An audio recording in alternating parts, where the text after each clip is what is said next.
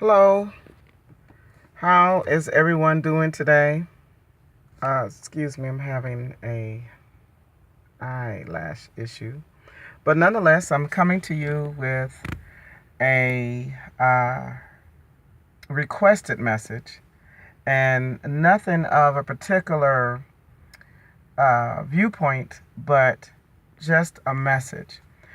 And with me praying and asking God to speak through me before I start a video, I believe that anything that I'm saying is literally for the hearer, whoever is listening and open to hearing what it is that is being said through me. And with that being the case, today I want to cover a few things. And there's been some things that was on my mind and some different topics that I've been wanting to talk about and things that I wanted to address. One of those things being a message that was literally brought to me the other day because I'm at a crossroads in my business and I am really feeling like I need to speak full time.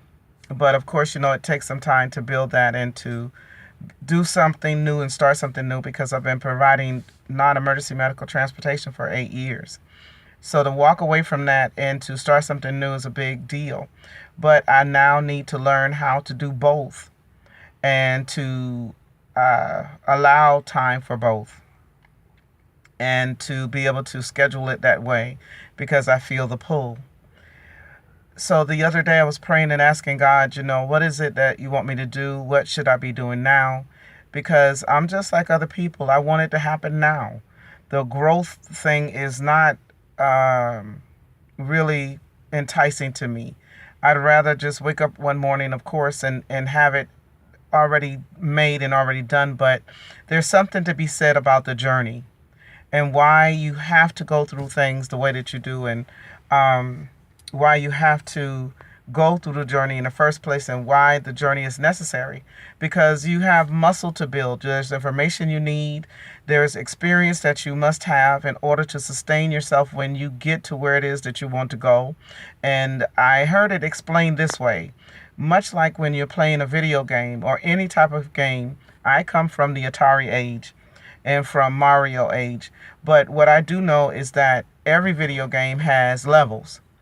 And each level, you're given more power, more strength, more tenacity so that you can sustain yourself in that level. And until you master that level, you can't get to the next level. Just imagine in life if we were given the ability, and we sometimes see this, given the ability to jump from level 1 to level 10. We've seen this in the entertainment world, that you take just an ordinary somebody off of the street that is really talented and is innate talent, but he does not or she does not have what it takes to endure the entertainment world. They have no experience in the entertainment world. They don't know how to act. They don't know the rules, stipulations, or protocols for that type of world. They usually crash and burn. Some come back. Some are able to make a return, namely Justin Bieber.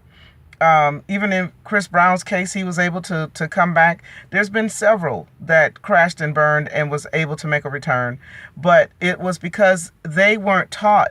I'm not saying that they didn't have a mentor. I don't know what happened on behind the scenes. They might have had someone trying to mentor them and they not listen. But you have to have knowledge for where you're going. And you also need time to become who you need to be to go where you're going. You may want to be the manager or the top of a business or whatever the case may be, but you don't have what you need to be in that level or be at that level. So it takes time. You have to be able to enjoy the journey because it's really not about the destination. It is about the journey and what you incur during that time. Well, what I realized, because my friends will tell you, I'm in love with two places. And I guess I'm kind of embarrassed to admit this, but I'm in love with Quick Trip and I'm in love with Walmart. Walmart because of its convenience that you can walk in there and get whatever you need. You don't have to go to several different stores if you don't want to. But Quick Trip has a special place in my heart. which is really crazy. But they really do have great gas. And nobody's paying me to say this, but they have wonderful gas. And in addition to that, the brightness of the gas station, and they always say hello when you walk in the door. It's always clean. They are always cleaning, and everything is situated in a certain way. And I really can go in there and have a quick trip. I can go in, grab what I want, and get out. And also have an experience when I go in there. So Quick Trip has always been one of my most favorite gas stations ever.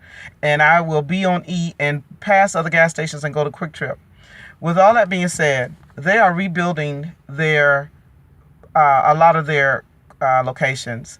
And what I love about what they're doing is that most places will remodel and still try to conduct business as usual. Quick Trip and whoever the CEO is their genius in my eyes. They are leveling all of these locations, and they're doing it one by one, but they're totally leveling the location and rebuilding it. And the other morning when I was contemplating what I should do next and how my life should go and what should happen, I drove by and was driving by a location that had been leveled, and they had already started rebuilding the new foundation and all the bells and whistles. And I said, oh my goodness, they tore it all down to rebuild it. And something went through me. It's going through me now, because that's what Christ said. Christ said, I will destroy the temple that was made by man's hands, and I will rebuild it in 3 days that is not made by human hands. And I was like, oh my goodness. I looked it up on my phone, and I looked up that verse, and I said, God, you will destroy it all and rebuild it again, but not by using man's hands.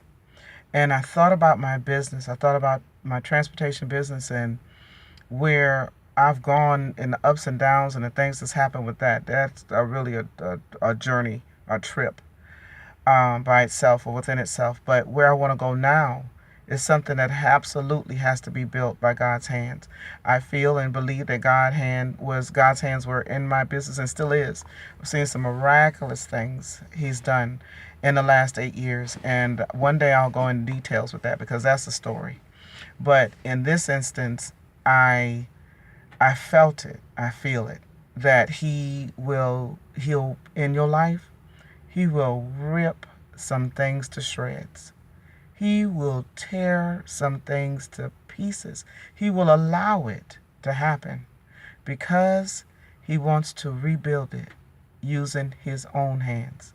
These things now that you are suffering through, and you're trying to hold on to some stuff. You're trying to keep some stuff that really you just need to let it go. You're holding up your progress is what you're doing. Holding on to these things that God is trying. He's working with you to get rid of. And for some of us, me included, He just has to come in and He has to wreak havoc. He has to wreak havoc. And because you won't let it go otherwise. So therefore, He has to tear it to pieces, to shreds, so there's no putting it back together. In some cases, be it your marriage, be it relationships, be it your job, be it your career, be it your family, be it family members, your health. Certain things, when He really has a purpose for your life, He will get stuff out of the way. But I'm one of those ones that I say, Lord, do it. Do it, Lord. If you got to tear it up, Father, do it.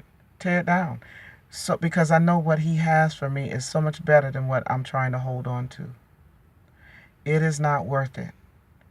I much rather surrender to His will than to fight for my own, because it always works out better when I go His way. That's the first thing. So I want to speak of sacrifice, because there's a sacrifice in that. And you're sacrificing what you feel is your own will, but what has that done for you lately? And how has that led your life, and where are you with that? It is so much better to allow Him to do it. So I want to talk about wanted to touch on sacrifice, and just watch for what's to come in the future for me and for yourself once you start allowing God to, once you open the door and let him in, because he's a gentleman. He's not going to force himself. He doesn't force himself on you. You literally have to, he gives us permission to give him permission. So with that being said, um, I just want to iterate that.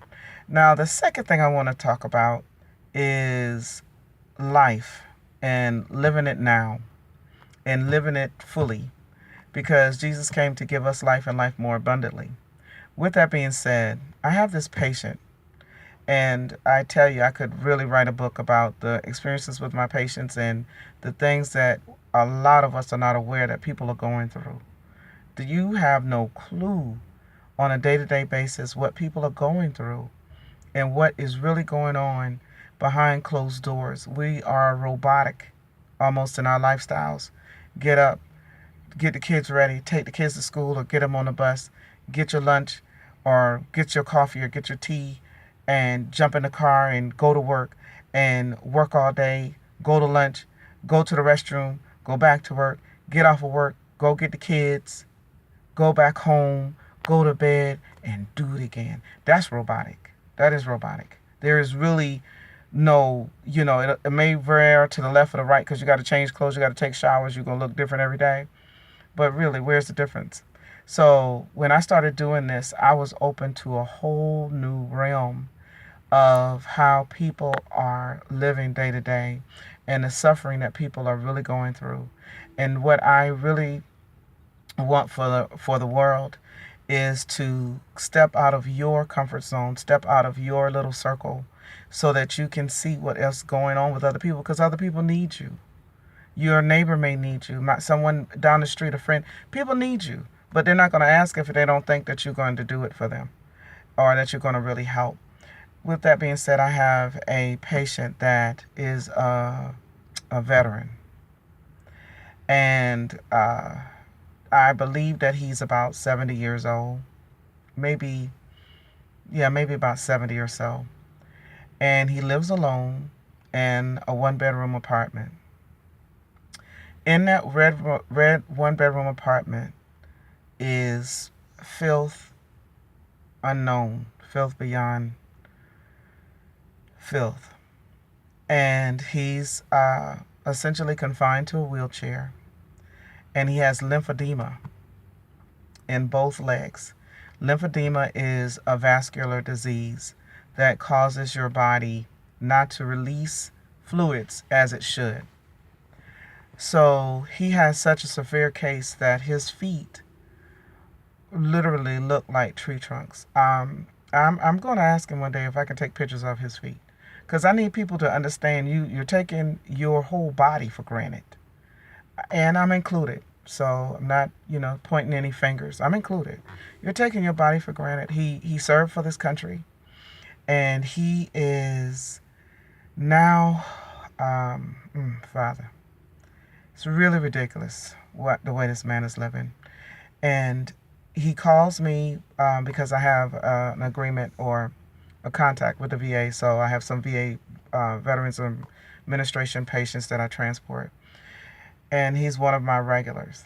And he calls me the other week and tells me, after I sent a driver up there, thank you for those services.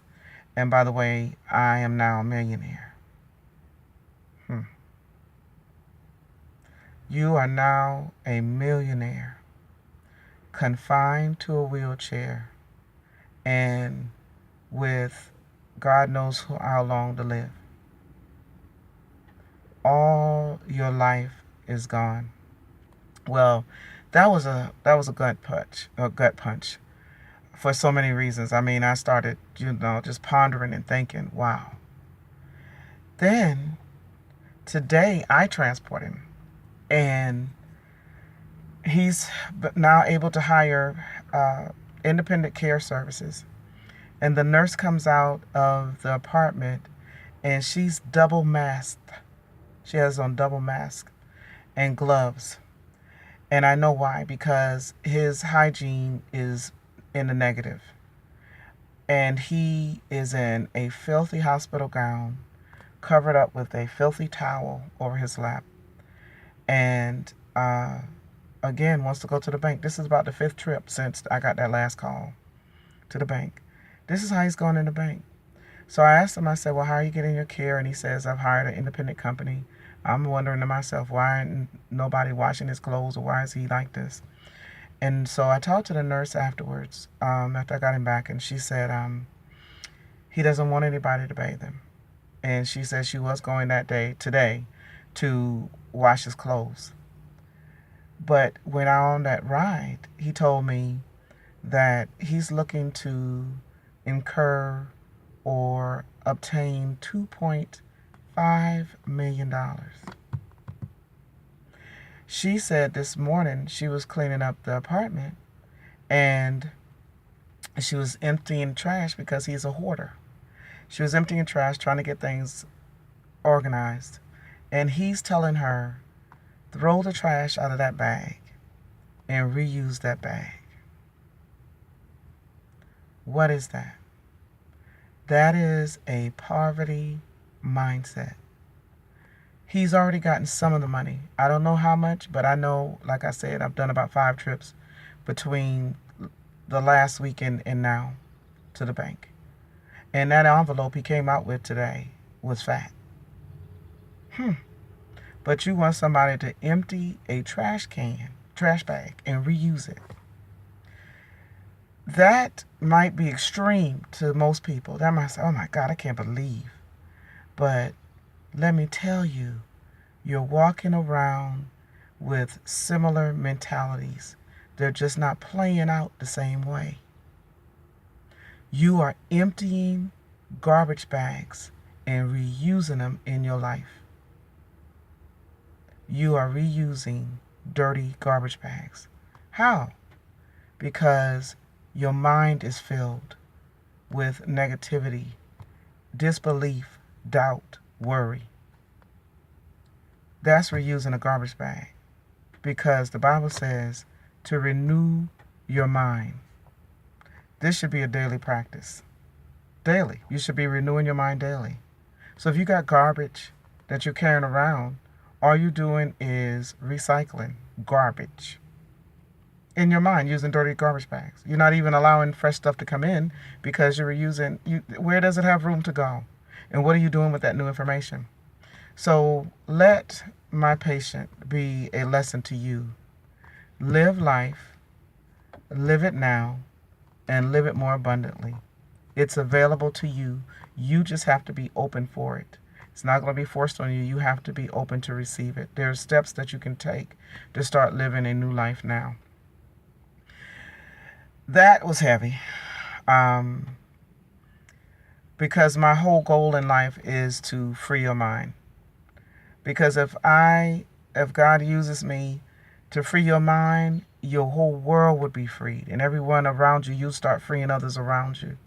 Giving them a new road, a way to go, a new lease on life. Because it's nothing like being the walking dead and not knowing it. Just walking around in a zombie robotic state, going to do what you know you should do, and going back home to go to bed to rest up to do it again the next day. That would drive me crazy. I could not do it. I mean, my world is never the same every day. And I live life in uncertainty for a reason. Because that same monotony would drive me crazy. You know, some people are good and feel safe in that. But there's life out there. Do not become my patient. Do not sit around 20, 30, 40, 50, 60 pass you by and you have not lived life. What is this man going to do with $2.5 million? He can't stand up. And even if he could, and not that I'm saying people in a wheelchair can't live life, because God knows. I know someone that drives a wheelchair and provides transportation. He's in a wheelchair and he provides non-emergency medical transportation. So don't get me wrong. I'm saying this man is sick. His body is poisoned with this disease in his legs.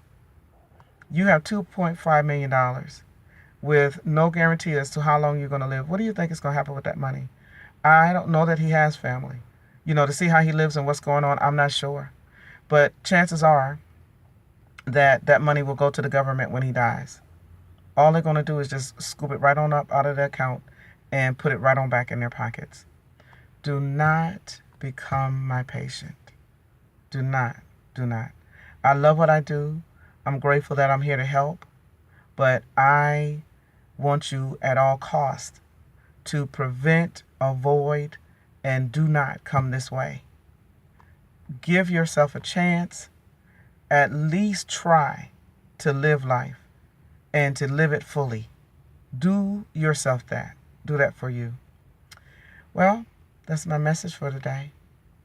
And I pray that this meets you in your soul, that it sinks in your spirit, that it revives you and releases you to live. Live. From my heart to yours. Talk to you soon.